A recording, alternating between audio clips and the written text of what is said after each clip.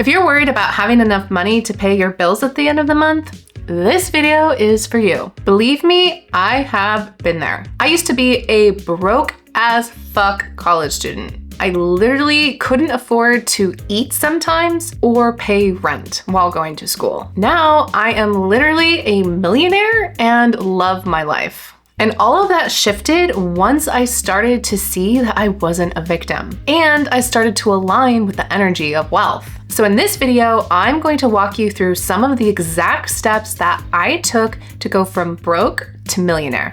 Whether you're brand new to working with money at a mystical level, or you just need to make a quick buck, this is your roadmap. Because it's not just about money, it's about your empowerment. The most important step that you need to make if you want to create more wealth into your life is to stop being a victim. For example, I would blame my financial situation on so many external factors. I used to live in a very expensive city called Boulder, Colorado, where I was going to college. Not only did I have very expensive tuition that I had to pay for myself, thanks America, but I also lived in a city that was probably one of the most expensive cities in the state. I had to work 2 to 3 jobs all the time while going to school full time just to make ends meet. All the while, I'm sinking myself in thousands and thousands of student loans, creating more debt than most people use to buy a house with. And this is before I even get my college degree. I also found myself blaming things on the economy all the time.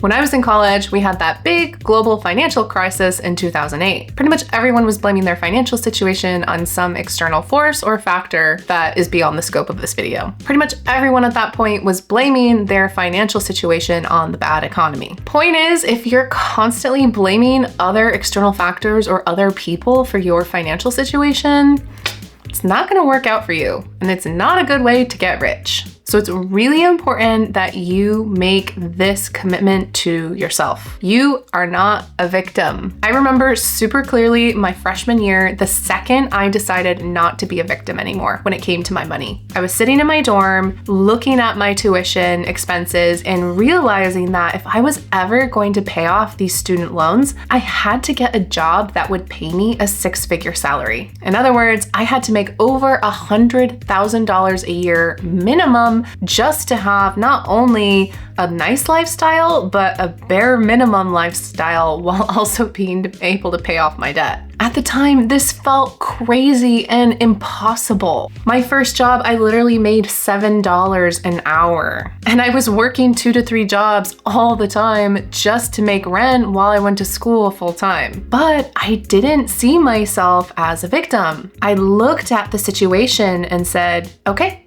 this is what I have to do.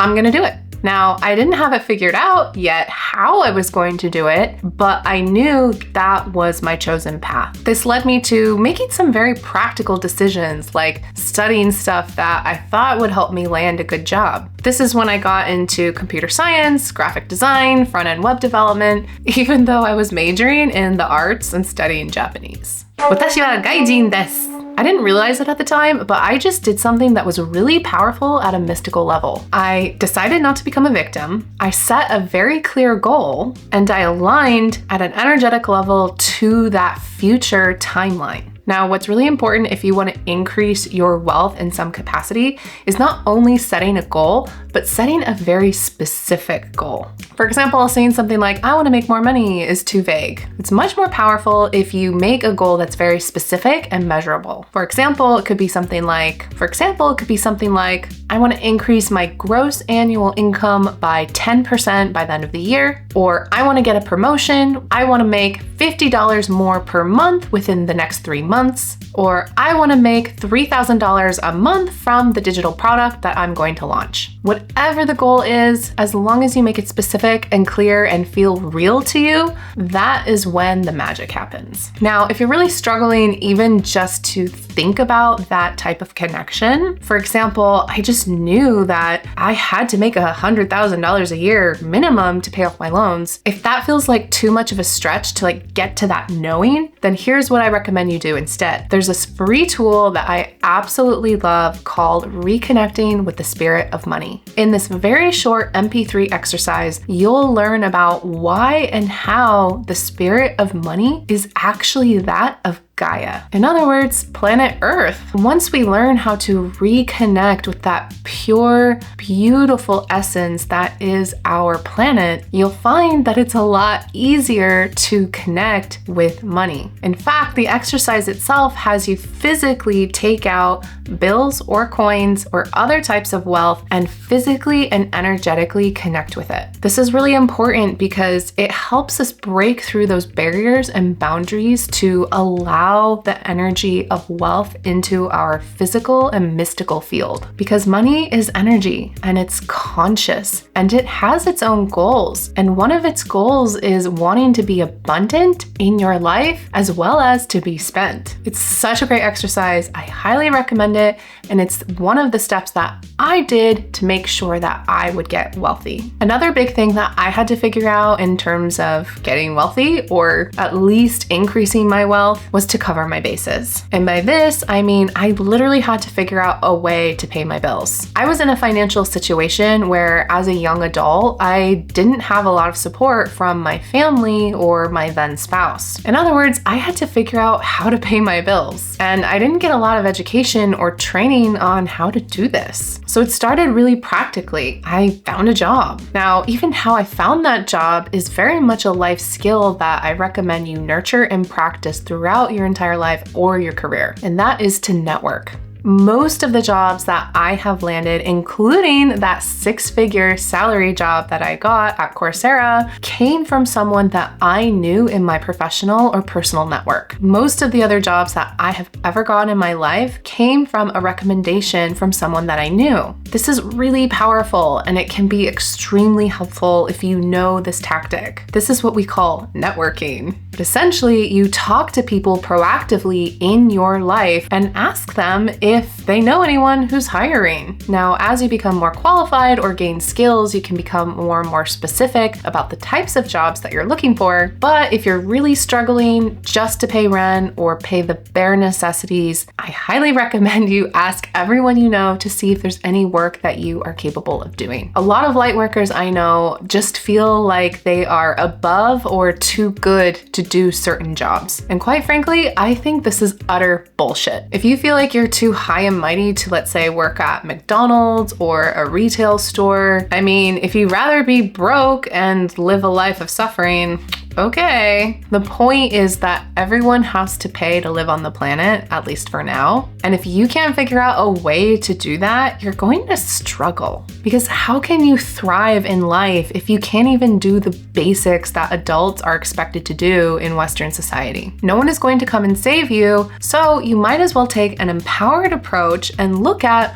what you can do to empower yourself. And it starts with getting a job. Focus on securing yourself. So much stress is caused because of a lack of money or having a lack mindset. So if you're able to reduce that completely, think how your life will change. That's what happened to me. I know what it's like to not know when you can eat next, or if you're even going to be able to pay rent. Now I live a life of luxury where I can literally travel the world, buy whatever I want, and not worry about it. It is such a different way of living, and it is truly incredible because it's empowering. I'm not limited by those basic survival necessities like so many people are around the world. If you're watching this video, you're probably coming from a place of privilege, at the very least, having a device where you can actually watch this video from. And that device can be a great tool to make you money. There's a lot you can do to increase your skills, help you figure out monetization, or even search for a job. So at the very least, cover your bases. Now, there might be some things coming up that might cause resistances, fears, stress, or other concerns. And this is totally normal. There's a lot of programs that we have been socially conditioned to have around money. And this is why it's super important that you process your fears. This is a step that I have gone back to more than once when I am climbing my ladder of wealth. So don't skip this process. You can find a link to the free fear processing exercise in the description below.